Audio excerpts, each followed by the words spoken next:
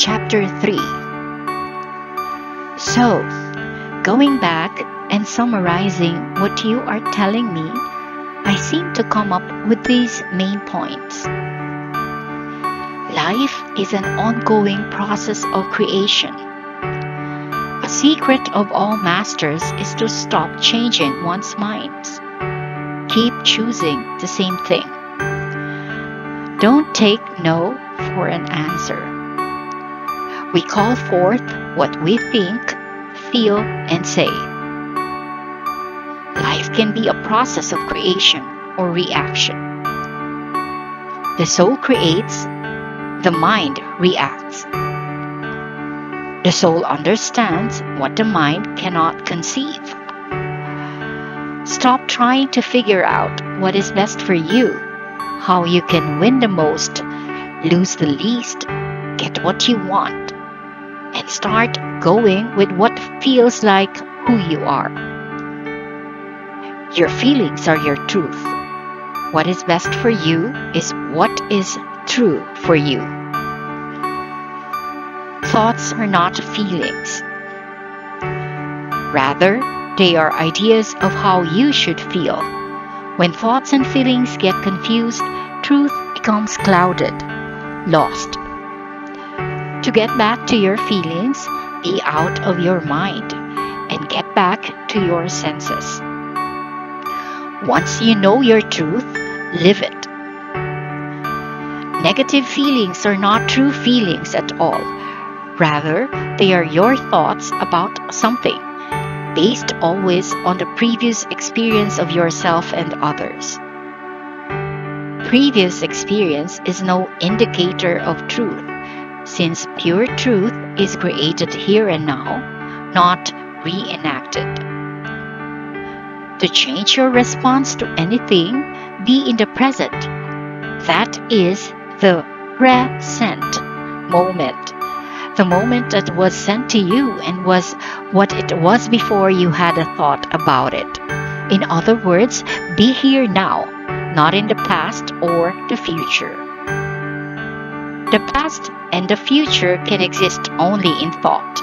The present moment is the only reality. Stay here. Seek and you shall find. Do whatever it takes to stay connected with God, Goddess, Truth. Don't stop the practices, the prayers, the rituals, the meditations, the readings, the writings, the whatever works for you to stay in touch with all that is. How is that so far? Great. So far, so good. You've got it. Now, can you live it? I'm going to try. Good. Yes. Now, can we go to where we left off? Tell me about time.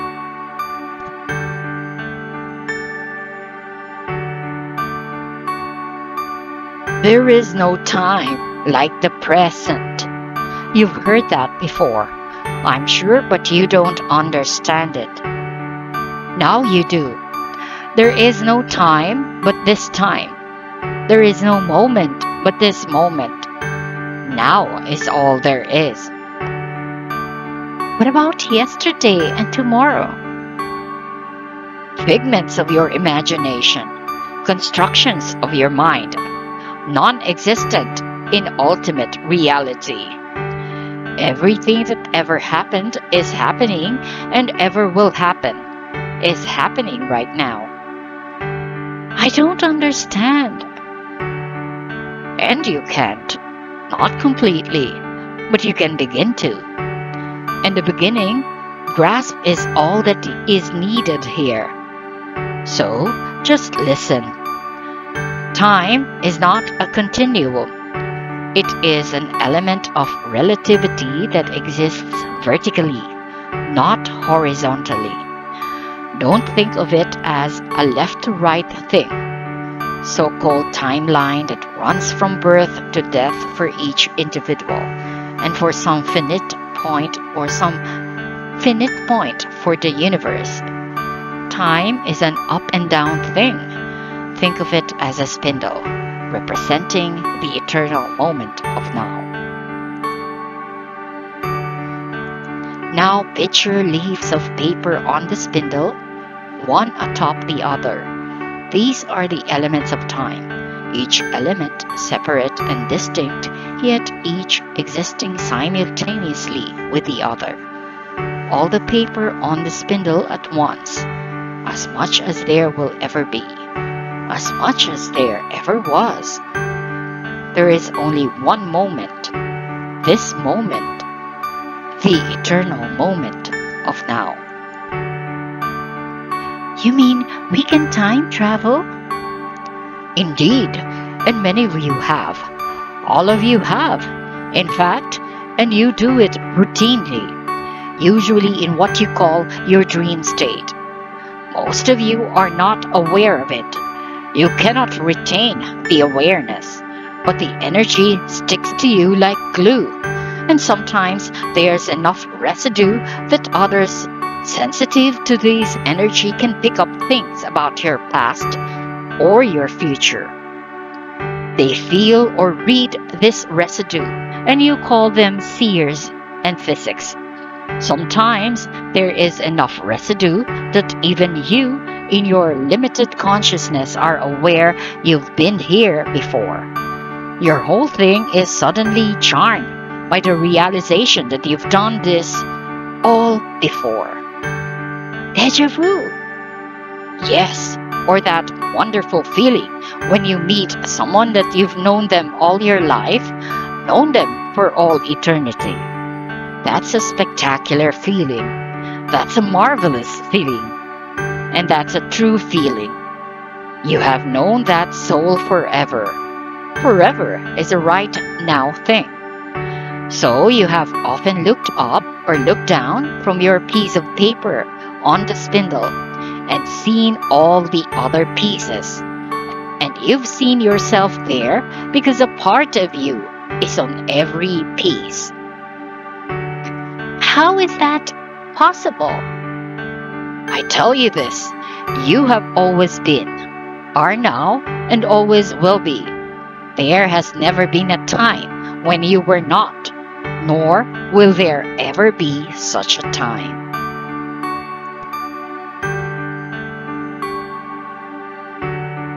But wait, what about the concept of old souls? Aren't souls older than the others? Nothing is older than anything. I created it all at once, and all of it exists right now. The experience of older and younger to which you refer has to do with the levels of awareness of a particular soul or aspect of being. You are all aspects of being, simply parts of what is. Each part has the conscious of the whole embedded within it. Every element carries the imprint. Awareness is the experience of that consciousness being awakened. The individual aspect of all becomes aware of itself. It becomes quite literally self-conscious. Then, gradually, it becomes conscious of all others, and then of the fact that there are no others, that all is one. Then ultimately of me, magnificent me. Boy, you really like you, don't you? Don't you? Yes, I think you're great. I agree, and I think you're great. That's the only place where you and I disagree. You don't think you're great. How can I see myself as great when I see all my foibles, all my mistakes, all my evil? I tell you this, there is no evil. I wish that could be true. You are perfect just as you are. I wish that could be true too. It is true. A tree is no less perfect because it is a seedling. A tiny infant is no less perfect than a grown up. It is perfection itself, because it cannot do a thing, does not know a thing. That does not make it somehow less perfect. A child makes mistakes. She stands, she toddles, she falls. She stands again, a bit wobbly, hanging on to her mommy's leg. Does that make the child imperfect? I tell you, it is just the opposite. That child is perfection itself, wholly and completely adorable. So too are you. But the child hasn't done anything wrong. The child hasn't consciously disobeyed, hurt another, damaged herself. The child doesn't know right from wrong. Precisely. Neither do you.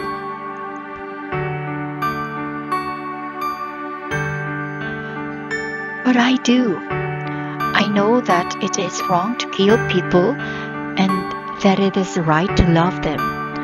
I know that it is wrong to hurt and right to heal, to make things better. I know that it is wrong to take what is not mine or to use another, to be dishonest. I could show you instances where each of those wrongs would be right. You're playing with me now. Not at all, merely being factual. If you're saying there are exceptions to every rule, then I agree. If there are exceptions to a rule, then it is not a rule. Are you telling me that it is not wrong to kill, to hurt, to take from another? That depends on what you are trying to do. Okay, I get it. But that doesn't make things good. Sometimes one has to do bad things to achieve a good end. Which doesn't make them bad things at all then, does it? They are just means to an end. Are you saying the end justifies the means? What do you think? No, absolutely not. So be it. Don't you see what you're doing here?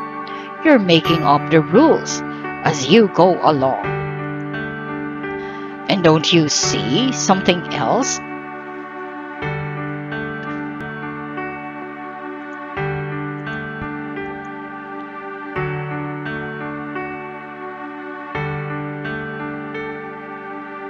That's perfectly okay.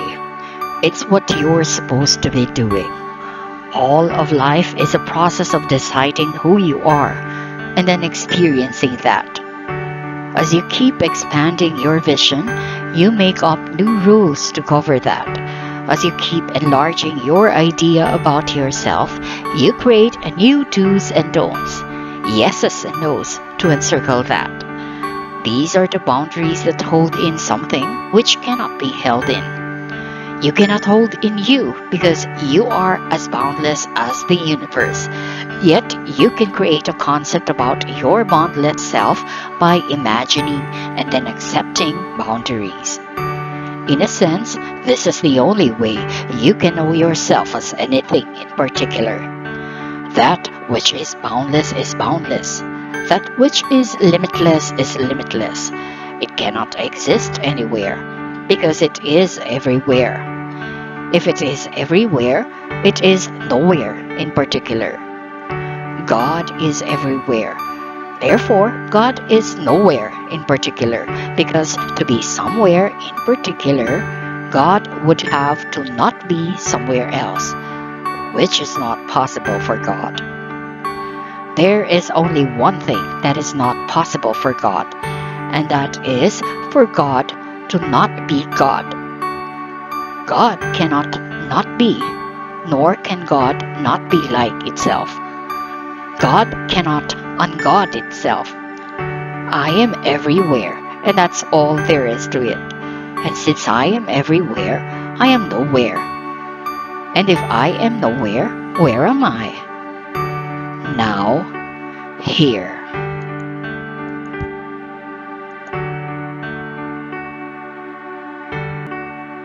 I love it. You made this point in the first book, but I love it, so I let you go on.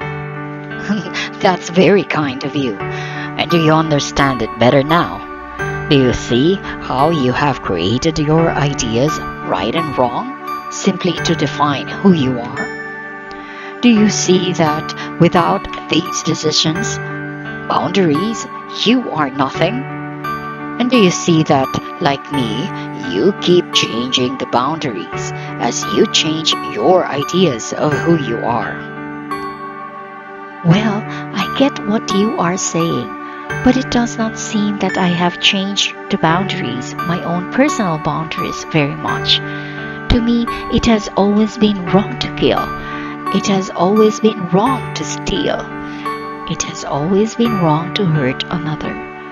The largest concepts by which we govern ourselves have been in place since the beginning of time, and most human beings agree on them. Then why do you have war? Because there will always be some who break the rules. There's a rotten apple in every barrel. What am I going to tell you now? Well, in the passages which follow, may be very difficult for some people to understand and accept. It is going to violate much of what is held as truth in your present thought system. Yet, I cannot let you go on living with these constructions if this dialogue is to serve you. So, we must now, in the second book, meet some of these concepts head on. But it's going to be bumpy. Going here for a while. Are you ready? I think so, yes. Thanks for the warning.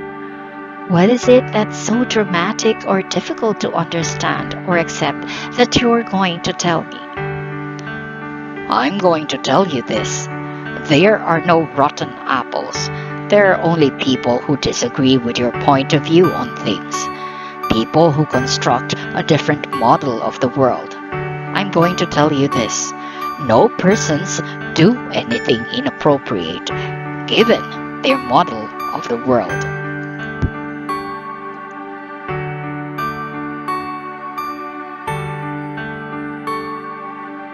And their model is all messed up. I know what's right and wrong, and because some other people don't, that doesn't make me crazy because I do. They're the ones who are crazy.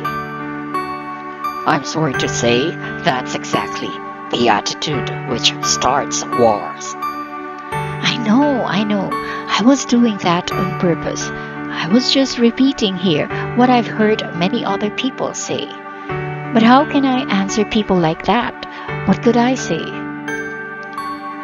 You could tell them that people's ideas of right and wrong change, and have changed over and over from culture to culture, time period to time period, religion to religion, place to place, even from family to family and person to person. You could point out to them that many people considered right at one time. Burning people at the stake for what was considered witchcraft, as an example, is considered wrong today. You could tell them that a definition of right and wrong is a definition established not only by time, but also by simple geography. You could allow them to notice that some activities on your planet, prostitution for instance, are illegal in one place, and just a few miles down the road, legal in another. And so, whether a person is judged as having done something wrong is not a matter of what the person has actually done, but of where he has done it. Now, I'm going to repeat something I said in book 1, and I know that it was very, very difficult for some to grasp or to understand. Hitler went to heaven.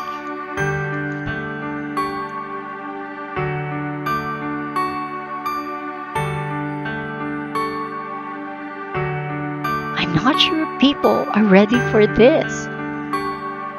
The purpose of this book, and of all the books in the trilogy we are creating, is to create readiness. Readiness for a new paradigm, for a new understanding, a larger view, a grander idea. Well, I'm going to have to ask questions here that I know so many people are thinking and wanting to ask. How could a man like Hitler have gone to heaven? Every religion in the world, I would think, everyone has declared him condemned and sent straight to hell. First, he could not have gone to hell because hell does not exist. Therefore, there is only one place left to which he could have gone. But that begs the question. The real issue is whether Hitler's actions were wrong. Yet, I have said over and over again that there is no right or wrong in the universe. A thing is not intrinsically right or wrong. A thing simply is. Now, your thought that Hitler was a monster is based on the fact that he ordered the killing of millions of people, correct? Obviously, yes. Yet, what if I told you that what you call death is the greatest thing that could happen to anyone? What then? I find that hard to accept. You think that life on earth is better than life in heaven? I tell you this, at the moment of your death, you will realize the greatest freedom, the greatest peace, the greatest joy, and the greatest love you have ever known. Shall we therefore punish Brer Fox for throwing Brer Rabbit into the briar patch? You are ignoring the fact that, however wonderful life after death may be, our lives here should not be ended against our will. We came here to achieve something, to experience something, to learn something, and it is not right that our lives be cut short by some maniacal hoodlum with insane ideas. First of all, you are not here to learn anything. We read Book 1. Life is not a school, and your purpose here is not to learn. It is to remember. And on your larger point, life is often cut short by many things. A hurricane, an earthquake. That's different. You're talking about an act of God. Every event is an act of God. Do you imagine that even an event could take place if I did not want it to? Do you think that you could so much as lift your little finger if I choose for you not to? You can do nothing if I am against it. Yet, let us continue to explore the idea of wrongful death together. It is wrong for a life to be cut short by disease. Of course. Wrong isn't a word that applies here. Those are natural causes. That's not the same as a human being like Hitler murdering people. What about an accident? A stupid accident? Same thing. It's unfortunate, tragic, but that's the will of God. We can't peer into God's mind and find out why these things happen. We ought not try, because God's will is immutable and incomprehensible. To think and to seek to unravel divine mystery is to lust for knowledge beyond our ken. It is sinful. How do you know? Because if God wanted us to understand all of this, we would. The fact that we can't, is evidence that it is God's will that we don't. I see. The fact that you don't understand it is evidence of God's will. The fact that it happens is not evidence of God's will. I guess I'm not very good at explaining some of this, but I know what I believe. Do you believe in God's will? That God is all powerful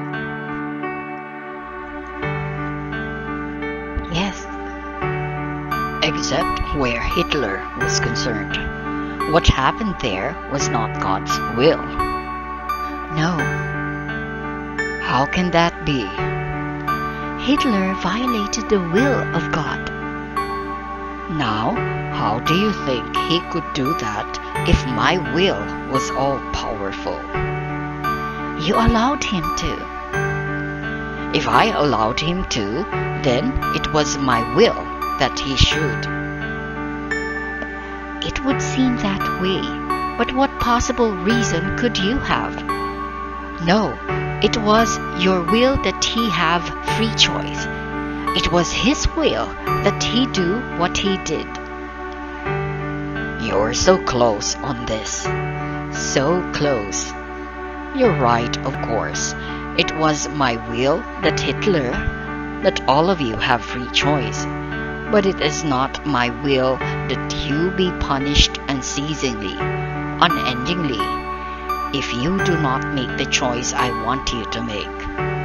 If that were the case, how free have I made your choice? Are you really free to do what you want if you know you'll be made to suffer unspeakably if you do not do what I want? What kind of choice is that? It isn't a question of punishment. It's just natural law.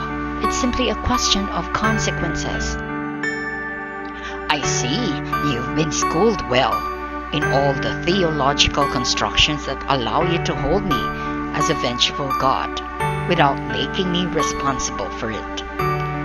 But who made these natural laws? And if we can agree that I might have put them into place, why would I put into place such laws, then give you the power to overcome them? If I didn't want you affected by them, if it was my will that my wonderful beings never should have suffered, why would I create the possibility that you could? And then, why would I continue to tempt you, day and night, to break the laws I've set down? You don't tempt us. The devil does. There you go again, making me not responsible. Don't you see that the only way you can rationalize your theology is to render me powerless? Do you understand that the only way your constructions make sense is if mine don't? Are you really comfortable with the idea of a God who creates a being whose action it cannot control? I didn't say you can't control the devil. You can control everything. You're God. It's just that you choose not to. You allow the devil to tempt us, to try to win our souls. But why? Why would I do that if I don't want to have you not return to me? Because you want us to come to you out of choice, not because there is no choice.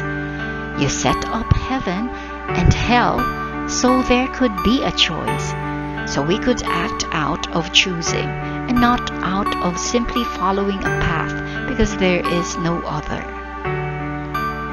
I can see how you've come to this idea. That's how I've set it up in your world, and so you think that's how it must be in mine. In your reality, good cannot exist without bad, so you believe it must be the same in mine. Yet I tell you this, there is no bad where I am, and there is no evil.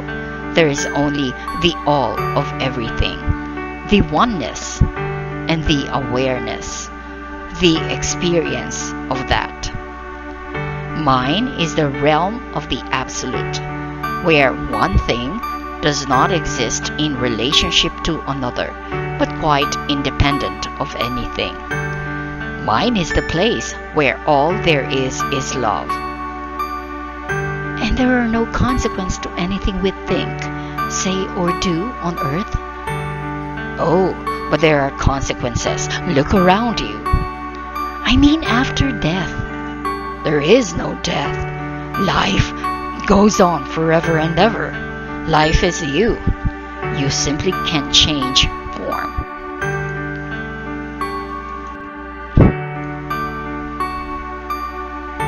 right, have it your way, after we change form.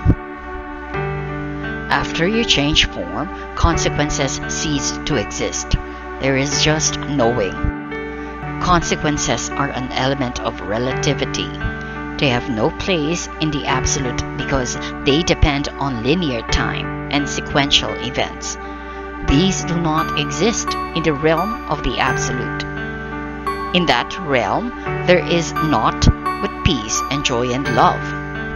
In that realm, you will know at last the good news that your devil does not exist, that you are who you always thought you were, goodness and love. Your idea that you might be something else has come from an insane outer world, causing you to act insanely, an outer world of judgment and condemnation. Others have judged you, and from their judgments, you have judged yourself. Now you want God to judge you, and I will not do it. And because you cannot understand a God who will not act as humans would, you are lost. Your theology is your attempt to find yourself again. You call our theologies insane, but how can any theologies work without a system of reward and punishment? Everything depends on what you perceive to be the purpose of life, and therefore the basis of theology. If you believe life exists as a test, a trial, a period of putting you through your paces to see if you are worthy, your theologies begin to make sense. If you believe that life exists as an opportunity, a process through which you discover, remember, that you are worthy and have always been, then your theologies seem insane.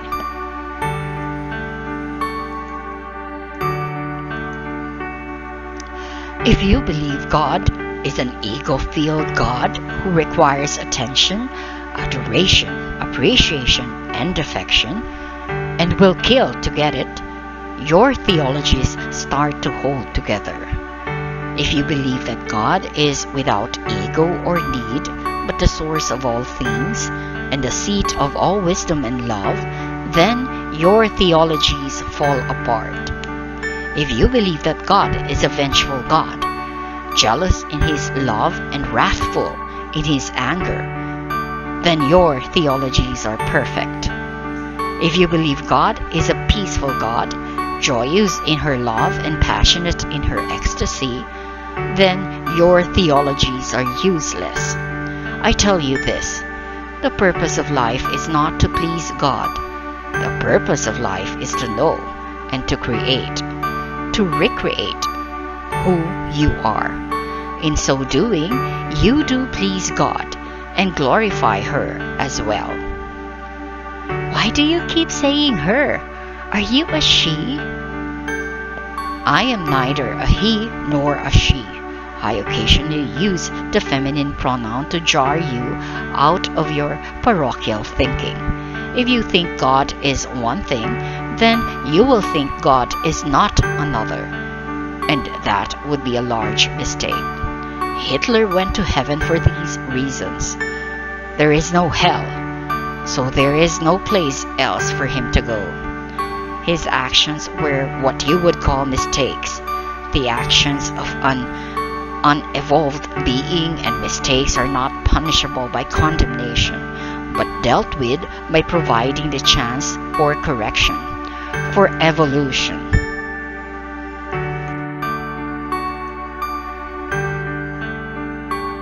The mistakes Hitler made did no harm or damage to those whose deaths he caused.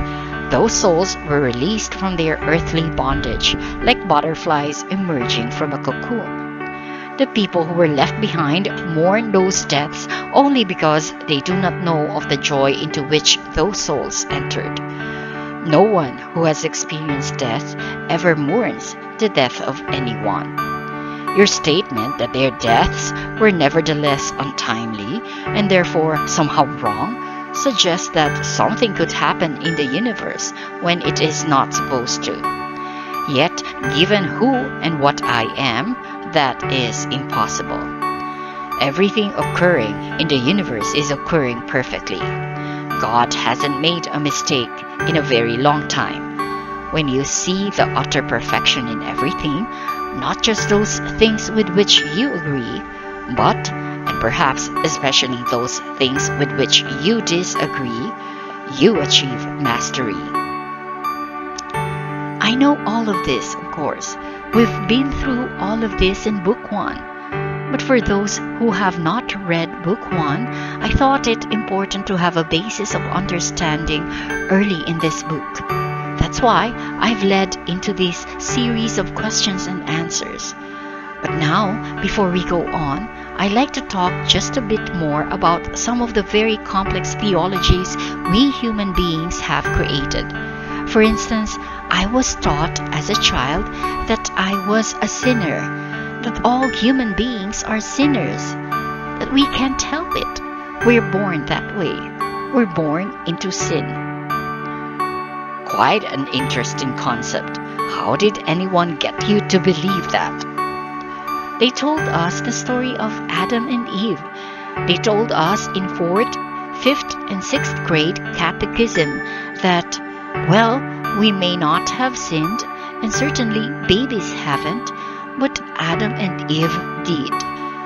And we are their descendants and have thus inherited their guilt as well as their sinful natures. You see, Adam and Eve ate the forbidden fruit, partook of the knowledge of God and evil, of good and evil, and thus sentenced all of their heirs and descendants to separation from God at birth. All of us are born with this original sin on our souls. Each of us shares in the guilt, so we are given free choice to see. I guess if we will do the same stuff as Adam and Eve and disobey God, or if we can overcome our natural inherited tendency to do bad and do the right things instead, in spite of the world's temptations. And if you do bad, then you send us to hell. I do. Yes, unless we repent. I see. If we say we're sorry, make a perfect act of contrition, you'll save us from hell, but not from all suffering. We'll still have to go to purgatory for a while to cleanse us of our sins. How long will you have to dwell in purgatory? Depends. We have to have our sins burned away. It's not too pleasant, I can tell you. And the more sins we've got, the longer it takes to burn them out, the longer we stay. That's what I've been told. I understand. But at least we won't go to hell, which is forever. On the other hand, if we die in mortal sin, we go straight to hell. Mortal sin? As opposed to venial sin. If we die with a venial sin on our soul, we only go to purgatory. Mortal sin sends us right to hell. Can you give me an example of these various categories of sin you were told about? Sure. Mortal sins are serious, kind of like major crimes. Theological felonies, things like murder, rape, stealing. Venial sins are rather minor, theological misdemeanors. A venial sin would be like missing church on Sunday, or in the old days, eating meat on Friday. Wait a minute. This God of yours sent you to purgatory if you ate meat on Friday? Yes, but not anymore. Not since the early 60s. But if we ate meat on Fridays before the early 60s, woe be unto us.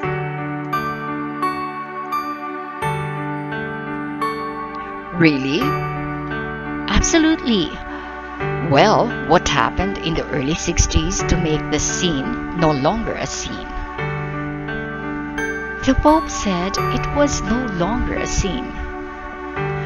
I see. And this God of yours, he forces you to worship him, to go to church on Sundays, under pain of punishment. Failure to attend Mass is a sin, yes. And if not confessed, if you die with that sin on your soul, you'll have to go to purgatory. But what about a child? What about an innocent little child who doesn't know all these rules by which God loves? Well, if a child dies before it is baptized into the faith, the child goes to limbo. Goes to where? Limbo. It's not a place of punishment, but it's not heaven either. It's, limbo. You can't be with God, but at least you don't have to go to the devil.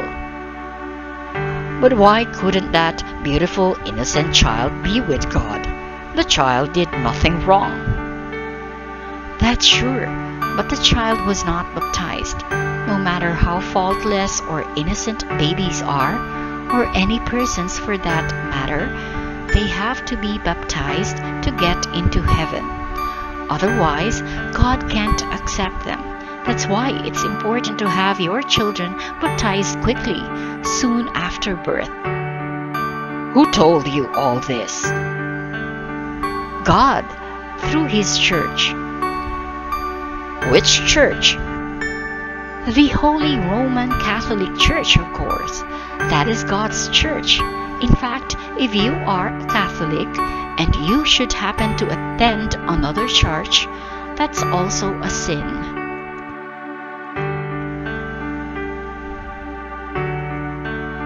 I thought it was a sin not to go to church.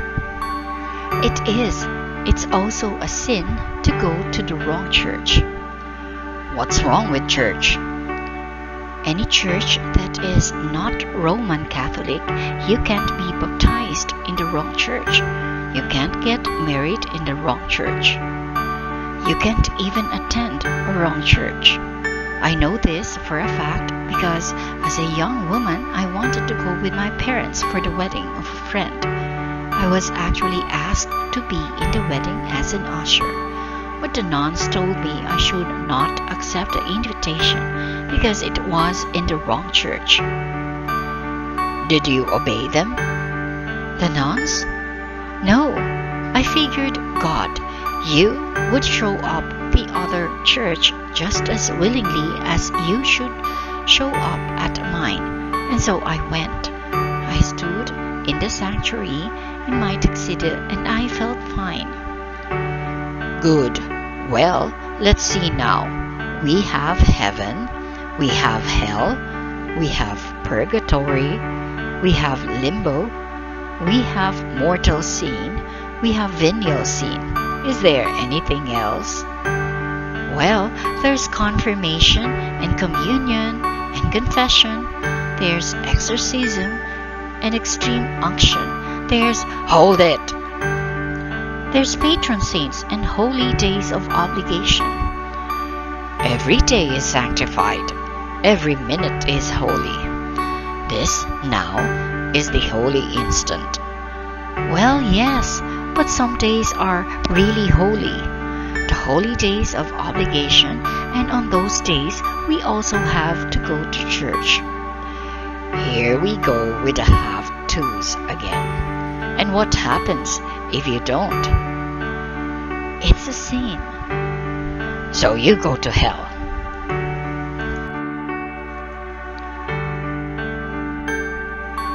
Well, you go to purgatory if you die with that sin on your soul.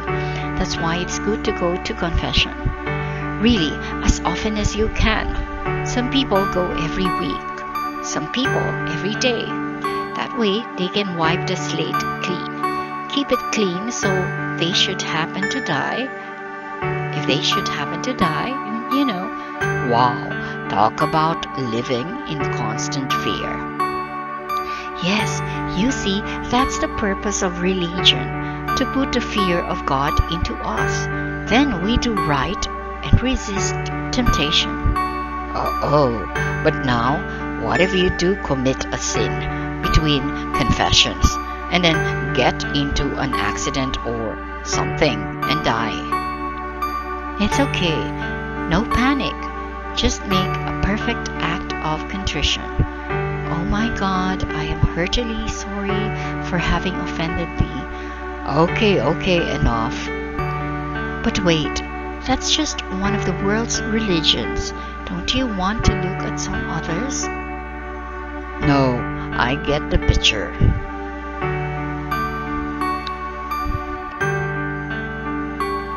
Well, I hope that people don't think I'm simply ridiculing their beliefs. You're really ridiculing no one, just saying it like it is. It's your American president, Harry Thurman. Just like what he used to say, give him hell, Harry. People would shout and Harry'd say, I don't give him hell. I just quote him directly, and it feels like hell.